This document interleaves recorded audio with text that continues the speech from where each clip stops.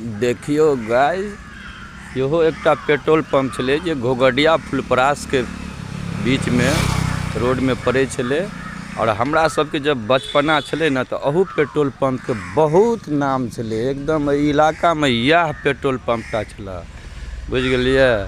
ई फुलपरास और घोघडिया के जे रोड छे, वही में फुलपरास से कुछ किलोमीटर दक्षिण में पेट्रोल पंप पड़े छे, जे अभी फिलहाल में ई बंद भ गेल अछि।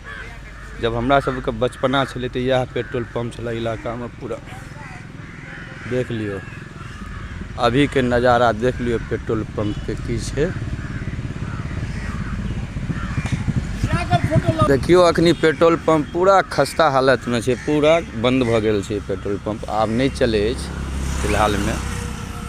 और आगे देखबे छी हार्डवेयर, जे रोड में सबसे मुख्य हार्डवेयर छल, अभी तो बहुत हार्डवेयर भ गेले।